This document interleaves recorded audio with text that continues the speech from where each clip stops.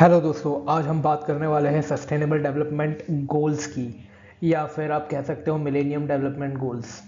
दोनों एक ही चीज़ है। इन दोनों को यूनाइटेड नेशंस ने 2005 में पहली बार स्थापित किया था या फिर बनाया गया था। यूनाइटेड नेशंस जो कि दुनिया की सबसे बड़ी संस्था है, जहाँ पर दुनिया भर के लोग, दुनिया भर की कंट्रीज़ एक साथ मिलकर आकर कुछ डिसीजंस लेती है और उस डिसीजन को हर कंट्री अपने अपने हिसाब से अपने अपने देशों में इम्प्लीमेंट करती है। तो उसी की कड़ी में सस्टेनेबल डेवलपमेंट गोल्स 2015 में आया, जो कि सक्सेसर था मिलेनियम डेवलपमेंट गोल्स का, जो 2005 में बनाया गया था यूनाइटेड नेशंस के द्वारा। तो चलिए क्विकली इसका एक रीकैप ले लेते हैं सस्टेनेबल डेवलपमेंट गोल्स का।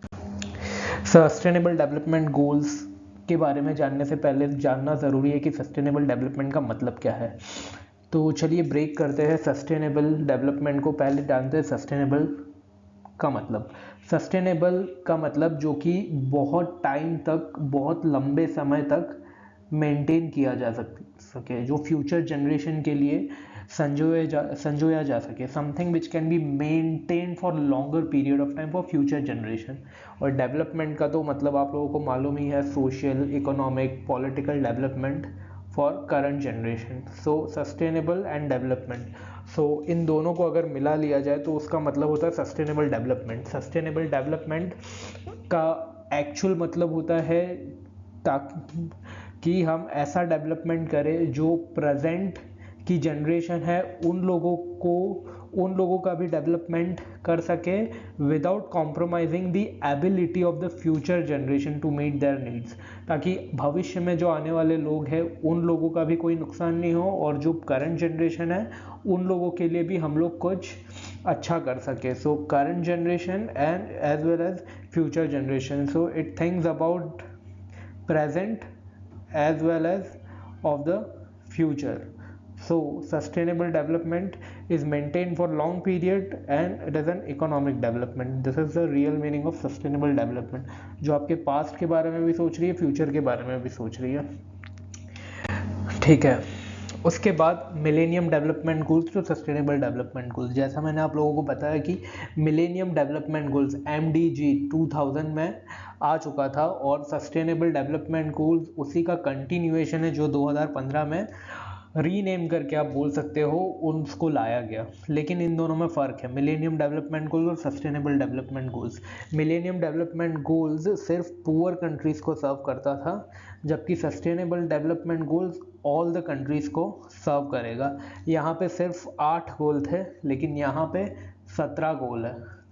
तो ये बहुत इम्पॉर्टेंट चीज़ है आप लोगों को ध्यान रखने के लिए। दोनों ही गोल्स जो है वो यूनाइटेड नेशंस ने डाले हैं, ताकि पूरे दुनिया भर में लोग गरीबी और भूखमरी और जो भी बेसिक समस्याएं हैं जिससे जूझ रहे हैं उन लोगों उनको कैसे ख़त्म किया जाए, ये इसका मेन जो है लक्ष्य है। इसलिए इसमें मेनली जो चीज़ें कवर की जाती है वो ओवरऑल डेवलपमेंट, इंक्लूसिव डेवलपमेंट्स के हिसाब से की जाती है। इसमें जो मेन पॉइंट्स है वो है डिग्निटी, कि गरीब से गरीब लोगों का हम अच्छे से अच्छा उनको बेसिक सर्विसेज दे पाए, और जो लोग हैं उन लोगों को inclusion of women and children, उन लोगों की लाइफ बेहतर की जाए। प्लैनेट जो हमारी धरती माँ है उसकी हम रक्षा करें, पार्टनरशिप की जाए जिसकी वजह से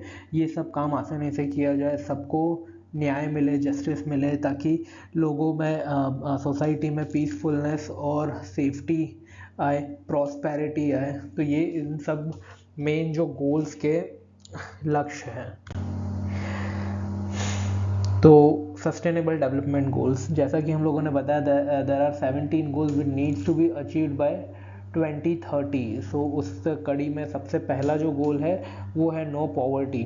मतलब इसमें हम गरीबी ख़त्म करने का कोशिश करेंगे, specially African countries, Asian countries जो अभी भी जहाँ पर बहुत ज़्यादा गरीबी है वहाँ पर यूनाइटेड नेशंस के द्वारा कई कार्यक्रम किए जाते हैं जिससे गरीबी कम हो। दूसरी भुखमरी, जैसे सूडान, सोमालिया, अफ्रीका के कई देश और अफ़गानिस्तान में आज भी भुखमरी से काफ़ी लोग मर जाते हैं, तो वहाँ पर ये zero hunger, in fact developing countries में भी भुखमरी एक बहुत बड़ी समस्या है, तो वहाँ पे ज़ीरो हंगर वो इनका दूसरा लक्ष्य है। तीसरा, उनको बहुत अच्छा हेल्थ और वेल बीइंग हॉस्पिटल्स बनाने हैं ताकि लोगों का इलाज किया जा सके। क्वालिटी एजुकेशन, देखिए एजुकेशन काफ़ी महत्वपूर्ण चीज़ है, हर मुद्दे पर इस पर बात होती है। तो एजुकेशन के हिसाब से एजुकेशन इसका चौथा और सबसे इम्पोर्टेंट गोल है। उसके बाद जेंडर इक्वालिटी, जहाँ पर आदमी और औरत में कोई डिफरेंस नहीं होगा, दोनों को समान अवसर मिलेगा, ना कि तालिबान जैसा जहाँ की औरतों को सब कुछ बहुत सारी चीज़ें नहीं मिलती है।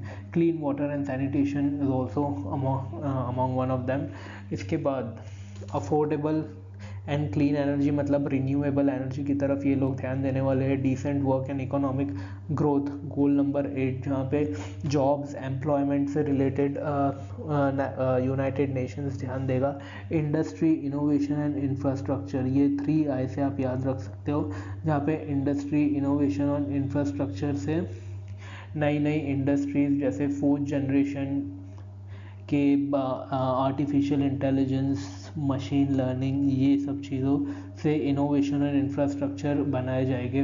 रेड्यूस इनइक्वालिटीज़, ताकि अमीर और गरीब के बीच का भेदभाव कम हो सके। गोल नंबर 11, हमारे सिटीज़ और कम्युनिटीज़ को डेवलप करने के लिए। Goal number 12, responsible consumption and production is basically ये it talks about 4R: refuse, reuse and recycle and reconsume. Climate action 13, 14 and 15, it's all about climate change, global warming, extreme weather events, all these things related to climate thing. Life below water, life on land, peace.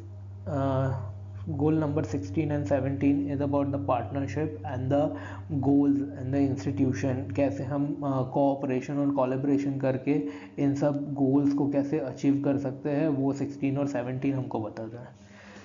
तो इन goals को याद रखने के लिए आप लोगों को ज़्यादा मेहनत करने की ज़रूरत नहीं है। मैं बेसिकली स्टार्टिंग के जो 6 गोल्स है ये बहुत बेसिक सा चीज़ आपको बताता है कि हम लोगों को एग्जैक्टली करना क्या है। तो ये जो पॉइंट 1, 2, 3, 4, 5, 6 है, ये आपके बहुत बेसिक जो एक ह्यूमन बीइंग को डेवलप करने के लिए चाहिए वो बताते हैं। ये जो 12 गोल्स है, ये एक मैक्रो लेवल पॉलिसी की बात करते हैं, और ये 13, 14, 15 talks about climate change, global warming, extreme weather events. 16, 17 talks about the institutional measures that United Nations is going to take to achieve all the above goals. Okay, let's go to the next slide. दोस्तों, ये पूरे millennium development goals और sustainable development goals 5P से आप connect कर सकते हो। तो जब भी आपको कुछ इंपॉर्टेंट चीज़ बात करनी हो सस्टेनेबल डेवलपमेंट गोल्स, तो ये 5P आपको याद रखना है।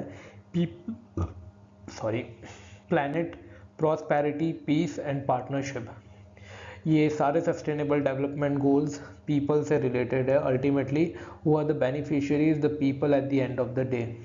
The second most important beneficiary is the planet, जैसा कि हमने गोल नंबर 13, 14 और 15 में देखा कि हमने प्लैनेट के बारे में बात की है। पीपल के बारे में मैं डायरेक्टली इसलिए बोल रहा हूँ क्योंकि goal number 1 to 6 is directly related to the people.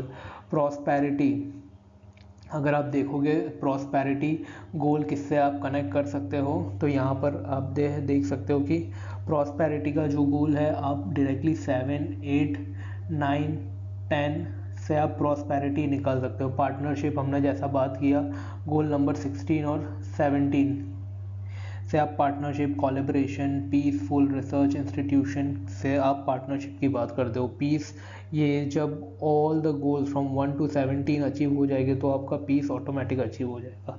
So people, planet, prosperity, peace and partnership, these 5 P are the ultimate outcome if we achieve all the sustainable development goals.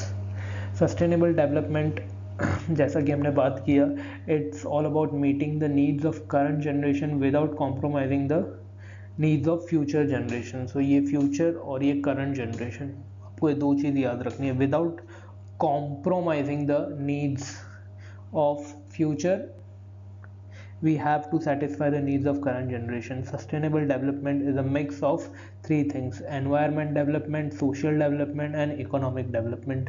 We have to make our economy sufficient, community a nurturing one, and a natural viable environment. So we have to focus on environment, social and economic development through sustainable development goals.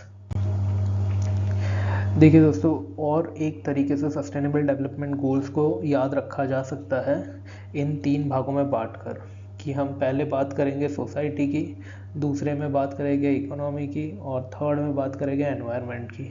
Society के लिए गरीबी, भुखमरी, health and well being, उनकी पढ़ाई लिखाई, gender equality और water and sanitation, ये बहुत सा बेसिक नीड है किसी भी इंसान को जीने के लिए, और ये इकोनॉमी के गोल है। और जैसा कि हमने बात किया, ये 16 और 17 आपके इंस्टीट्यूशनल्स जो गोल है वो ये है आपके क्लाइमेट के लिए, पर्यावरण से रिलेटेड ये गोल, और ये डायरेक्टली इकोनॉमी से रिलेटेड। ये एक करंट असेसमेंट है जिसमें दिखाया गया है कि अब ट्रेंड क्या चल रहा है दुनिया भर में और कहाँ पर हमें ज़्यादा फोकस करने की ज़रूरत है। तो सबसे ज़्यादा फोकस करने की ज़रूरत है हमें गोल नंबर 2 हंगर पे, उसके बाद में इनइक्वालिटी पे, responsible production, consumption, climate action and strong and peaceful institution. दोस्तों, इन सब गोल पर अगर हम ध्यान दें तो यूनाइटेड नेशंस समझता है कि 2030 तक काफ़ी मुद्दे सॉल्व हो सकते हैं इकोनॉमी, सोसाइटी और एनवायरनमेंट से। इसलिए ज़रूरी है कि हम ये जो मुद्दे हैं ना कि सिर्फ इंटरनेशनल बट नेशनल और लोकल लेवल पर भी इसे हम और आप मिलकर हर एक गोल पर ध्यान दें और पढ़ें।